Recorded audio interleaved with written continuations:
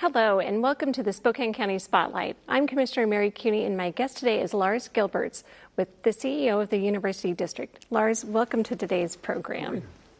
Lars, can you tell us a little bit about yourself and what led you to this position? Absolutely. For me, it's a bit of coming home. My family moved to this community in the early 60s, and I've been trying to get back ever since. My family had to leave for kind of economic reasons. I actually went down to South Florida to work with small businesses that I had been successful in leading myself, and that actually turned into a brand new career of creating opportunities for individuals, hardworking families that were struggling to make ends meet, and governments, local and both city and county, the state, foundations, universities, just kind of working with everybody to say, how do we promote economic growth? And so using that experience, I had the opportunity to come home and be focused in my hometown. I think that's exciting, and we're happy to have you back here, so thank you. So for our viewers who may not be familiar with the University District, can you give us a little overview about that? Absolutely. So it's pretty large, actually. I think people don't realize that it's nearly 1,000 square acres. And it's just east of downtown, and it builds off of the legacy of Expo 74. As many things come back to, we were trying to promote economic growth in our community, and we realized that while we brought the world to see Spokane, we didn't have as much to show as we wanted to. And so from Momentum 87, where business leaders said, how do we bring research, education, commercialization into the town to really spur business? That's the legacy we get to build off of. So the University District is where business and education get to grow together. And so there's a lot of different specific ways that we do that, but we really try to focus on leveraging the economic development opportunities of the universities, their trainings, their alumni, everything that they have to promote opportunity for the entire region. And really also in the area of the University District, while we're trying to focus on benefit for the entire region, where can we eliminate barriers for businesses to grow and really take advantage of the resources of the universities and colleges in the district? Interesting. It's a fascinating area and a fascinating growth opportunity for Spokane and Spokane County. Now, as we finished up 2017, can you tell us a little bit about, what were kind of the high points in 2017 for the University District? Yeah, well, for me, that's when I started, so everything was a high point. Exactly. But I think when I look at the organization and in the University District as a whole, there were some things that were just bright, shiny, beautiful, and complete. And I would just highlight that the University District, while we often focus on some of the new things, the new buildings, and some of the public institutions, Gonzaga is what kind of started all of that off. And I don't know if people realize they've invested $115 million into new buildings. And those are not just things for their students, but for the community. And so a lot of those things got underway this last year, and they're continuing into this year. Beyond that, I would say there's a lot of foundation setting. So if you look at the bridge, literally footings and foundations going in right now. Also a Vistas Catalyst project, phenomenal. The amount of energy that took to get underway, it's phenomenal. So as an organization and as our partners, 2017 was a lot about laying the foundation so that in 2018 and 2019 that we can really catalyze some real growth and opportunity for the region. Yeah, it definitely has laid a great foundation, so we're looking forward to what 2018 brings. One of the questions, though, just in general on the University District is, how does the University District benefit the residents throughout Spokane County? And you touched on it a little bit, but I'd like you to just add a little bit more to that. Absolutely, and that, if it's okay, I'd just like to share a little bit more of my personal story on this, that my family, they came to this area looking for opportunity, like a lot of people that settled this. If it was, 60 years ago, 100 years ago, they came here looking for opportunities to grow, and there was space, and there still is space and opportunity. But what we found was because in the town where we settled, just north of Deer Park, there was a lot of reliance on timber, clay, agriculture, you name it, and other friends and family involved in aluminum and whatnot. And as the economy went up and down, oftentimes people were paid for their time and not for their knowledge or their skills. And so having the opportunity to really help our community be more resilient, to have more skills so we're paid for what we know and the solutions that we can bring, not just our time and our natural resources, that's the benefit and the opportunity of the University District. And Spokane, we're a regional hub. So the city, the county, this region, we serve multiple counties, multiple states, both and even countries. I'm a dual citizen. I've got family up in Canada, and a lot of people that I know come to Spokane, come to this area for entertainment, for shopping, for all these different things. And as we want to see more opportunity, we want to see more business, more jobs, people are going to have skills. We were moving into a knowledge economy, and I really see the University District as being that engine of the knowledge economy. And I'm thrilled, I'm excited. I get to tinker on that engine. That's my day job, to tinker on this and to work on and make it strong and powerful. But it would make no sense to have this beautiful, powerful engine that's not connected to anything. And so part of every day that I have is, how do I connect this into the other work that's being done around the county, around the region, so that as we're equipping businesses, as we're equipping people, that they're more resilient, that they're problem solvers, they know what the resources are, so that as our local economy changes, as the global economy changes, that we can compete, so that people aren't left behind, and we're not just drawing new people in, but that there's opportunities happening here. And for me, I've been wanting to come back to this area for years, but there wasn't some of the opportunities that I needed to be able to boomerang back into town. And so something that I'm committed to is, who are the people that, one, they've given this community a bad name, and they've complained about, like, oh, the Valley used to be a joke, or the North-South Corridor, or, the University District used to be a joke even. We can't joke about these things. These are real, amazing things. When people that don't have a legacy with Spokane come here, they're amazed. Yes. So how do we brag about it? How do we have opportunities so that we're proud to be here, and that people that love this community have an opportunity to come back and to be able to support their families? I see the University District as being a critical part for individuals, for businesses, and for the region as a whole. No, and we're lucky that you came back. So thank you again, because it's vision like that helps us get to that next level. Mm-hmm. And so thank you very much. So you talked about in 2017 we laid the foundation. Now let's talk about 2018. Mm-hmm. And let's start with the new Gateway Bridge. That's an exciting project that's happening and kind of bridging two areas. So tell us about that. Absolutely. So first and foremost, people are asking about the name. The name will be decided pretty soon. It will not be Bridgie McBridgeface. I can guarantee you that. Very good. But one of the things that I think is exciting about that is it's built on vision. And sometimes vision is a little bit scary. People have talked about, we had this barren land in the University District, and is that really going to turn into an educational center? It's pretty much filled up. And as we look at, if we want to have more education, we're quickly approaching 20,000 students, staff, and faculty in the University District alone. That's phenomenal. If we want more programs, if we want to leverage our medical schools, if we want to create commercial opportunity, how do we connect to that? If we're expanding into downtown or the river, or there's just not a lot of space. So people that saw that barrier coming helped to make sure that this bridge was possible. So what I'd love to see about that bridge is that, one, it's going to be straddling the Martin Luther King Jr. Boulevard, which is going to connect other parts of our community, and it's going to land where Vista has stepped up. Vista Development has said, we see the vision for that bridge, and we want that vision to be fulfilled not 20 years from now, but now. And so they just recently announced the first phase, 150,000 square foot building. Eastern Washington University is going to be bringing in 1,000 more students. That is going to be invigorating that area. There's other businesses that are going to be there. This is going to be the first cross-laminate timber commercial building in all of Washington at the South Landing. So people will joke about the bridge to nowhere, a bridge to other things, but it's a bridge to something right away. And STA is committing that the medical shuttle that connects downtown to the medical district, that's going to be connected to the bridge right away. And so we're already seeing that the medical students that we have will be able to connect to that, will be able to connect to downtown. There'll be more jobs there. Anyway, I'm excited about it, and that's at the end of this year. And even people are asking about, well, are they going to use it in the winter?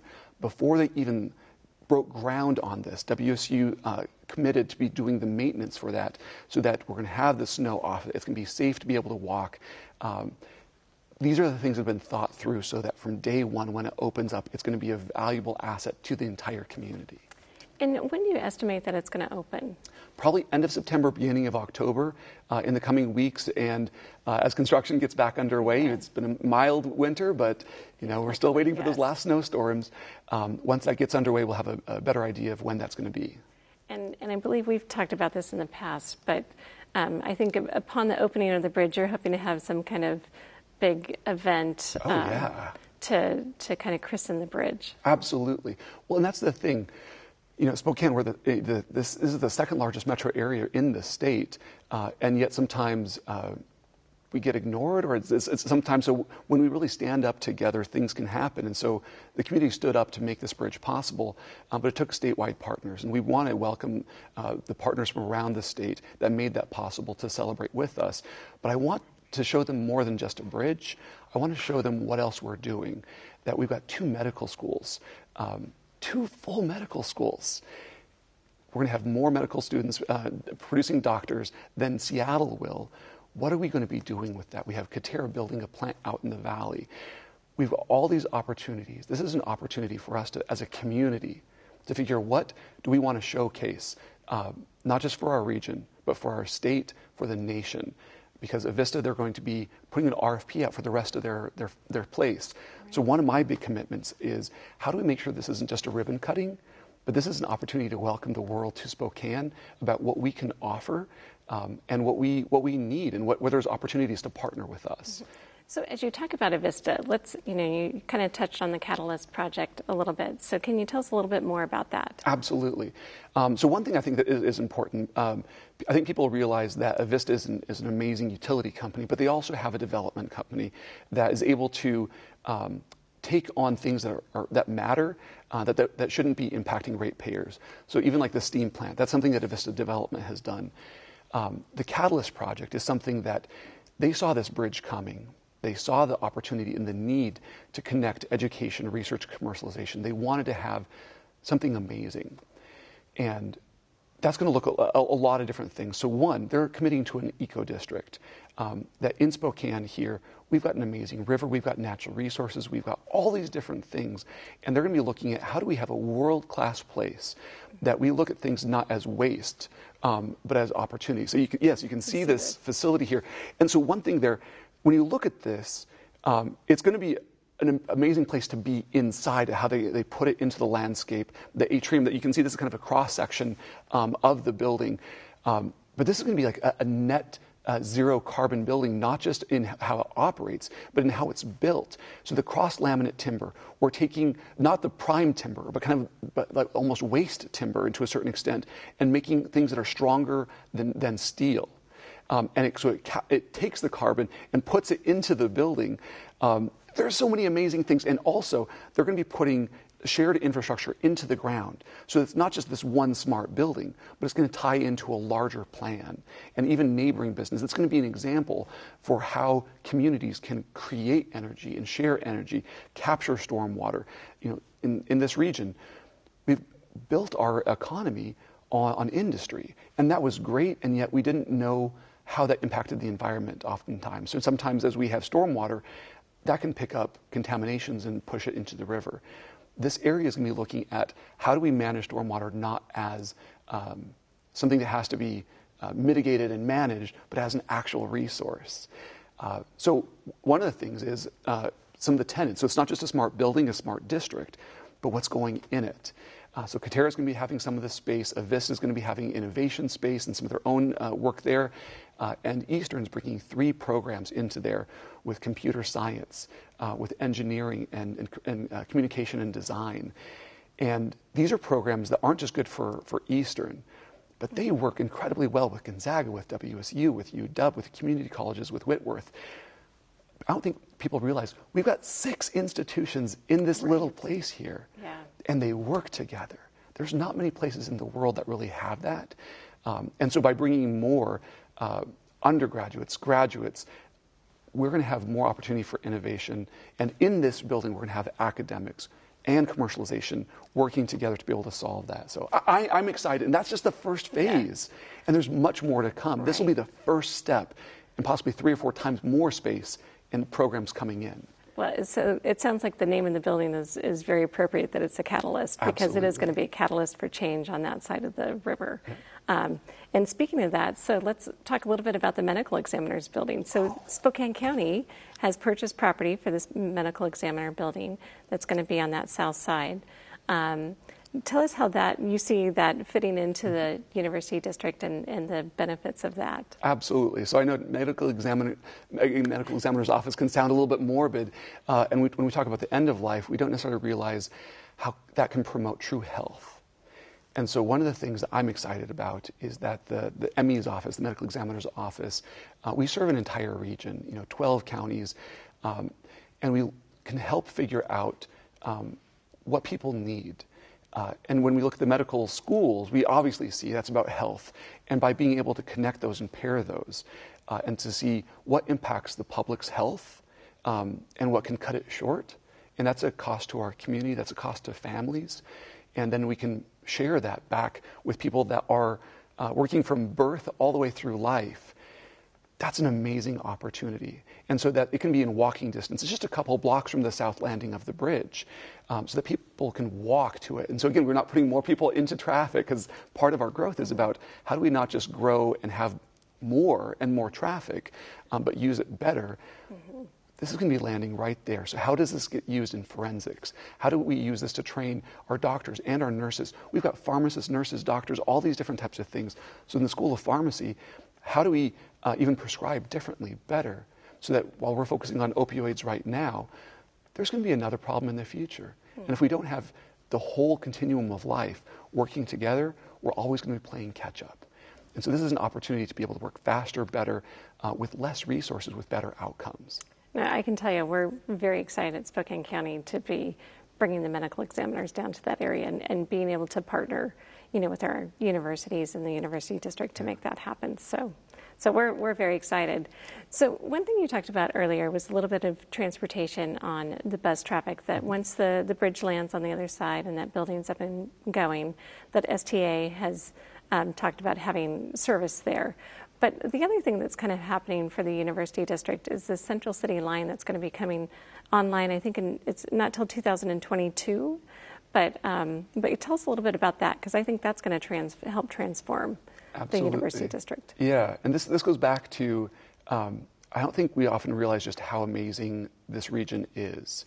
And we do have the route map up there, so viewers can see what that route will look like in the future. Exactly. So one, we've never really had, since back in the trolley days, we haven't had a high-performance transit system, really.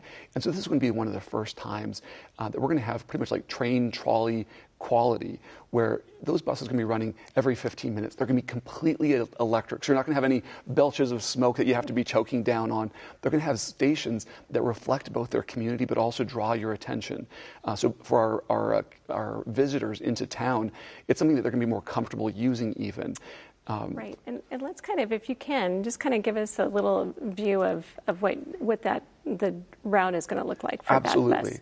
Because I think after this, we'll have a picture of what that new bus is going to look like. Exactly. So some couple key places that is connecting. So Brown's Edition, that as we see a lot more just density and kind of some funky fun stuff that's happening there, the MAC, et cetera, connecting better into downtown. Because as walking goes, there's a bit of a gap between Brown's Edition and downtown. Throughout downtown, there's going to be a number of access points, and it's something that can be moved. So as we have Bloom's Day and we have a Lilac Festival and Hoop Fest, because it's not a fixed track, and some people said, well, why don't we have a trolley? Well, that trolley, you can't move those tracks, but you can move the bus when we have these community events. And then it connects into the university district, both the WSU Eastern side of things all the way up through Gonzaga. So for Gonzaga games, we can move 800 people in a pretty quick time frame, so it can help with traffic and parking and everything else. And then it continues up through Chief Gary by Vista, and then over to the community colleges of Spokane. And as we have the north-south corridor there, and there's going to be a transit hub, it's going to really allow access to connect to the valley, to Cheney, to the airport, much more comfortably, much more quickly. Now, I'm very excited, and it is nice to see how it's going to connect so many different areas that will be very beneficial to our citizens. Yeah. And I think we have a picture of the one of the new buses. That's innovative. So yeah, well, and SDA actually has an amazing. They are probably one of can show all of us how to do it as far as public comment and access. They have the complete map shown, all the different buses and the stations. So if you live near this or you think you might use it, you can actually see the stations and the design and what it might look like and provide some input to that. And this is designed so that you can buy your ticket before you walk on, really easy access. And we can already see a little bit of what it's going to be like on the East Sprague, as you see the beautiful new streets and the baskets and whatnot. By the slightly higher boarding, they've reduced boarding times by 57%. And so when we think of increased nicer buses, nicer stations, and faster access, so it's going to have a lower impact to the cars around them. So it's really it's exciting to see this coming. Yeah, no, it really is. And so I think we've touched on some of the key things that, we're looking forward to in, 18 and beyond at the U District, with the Central City Line being one of those, and the bridge, and, just all the all the activities that are happening. I want to just focus a little bit more back on economic growth and just kind of, again, we touched about it early on. Can we just touch about how that will help us and help maintain our quality of life here? Absolutely. And how you kind of explained, but how the University District fits into that. Absolutely. So something that I'm really passionate about is 13 years before I got to move back here, I was in South Florida, and that was an interesting experience for me because I got to see a community not so different from Spokane in many ways, established at the same time, that it has some similar history, but just different growth trajectory. So it's really grown, and it's been kind of a challenge, and it's overwhelmed the growth in Seattle now. And we can kind of poke fun at Seattle and complain about their traffic, but if we follow their trajectory 30 years from now, that's what we're going to be like. So one of my commitments in all of this is, how do we not follow that same track? How do we grow, but without some of the congestion and losing the quality of life? So one of my key things is, how do we grow from within? So the skilled workforce here is so important, because if we don't have some of those skilled workers, we're going to have to welcome them in from some other place, and that's going to lead to faster growth than maybe we want. So how do we also bring back people that grew up here, that want to come back with job opportunities? So I think people that know and love Spokane, being able to build them up or bring them back, that's one way to be able to manage that growth. Additionally, the Central City Line and things like that, real transit-oriented development, so where people could say, you know what, I work downtown, so I want to buy a place near that route so that I don't have to deal with parking or traffic or what else it might be. That's going to be key. And I think there's a number of things that we can do to make sure that there's affordable home ownership opportunities and housing across our community. Because if people have to drive further to be able to afford to live in our community, it's going to impact all of our quality of life. So as we get to the close of our program here, it's amazing how quickly it tends to go. I just want to give you the opportunity. Is there any other message that you would like to give to our audience to let them know about the University District? Absolutely. So even, obviously I'm excited about this. And so if anybody is thinking that it's just me, it's just this one guy, the smiley guy, there's opportunities for everybody. And for your community, your business, your family. If you've got friends or family that you want to bring back, or some you may not want to bring back, but for those that you do, there's opportunities to be part of that. So for your business, whatever you care about, if you don't know how you connect in, if you don't know about the resources, that the universities have things that can help. The new venture lab that Gonzaga has can help businesses and nonprofits solve their problems.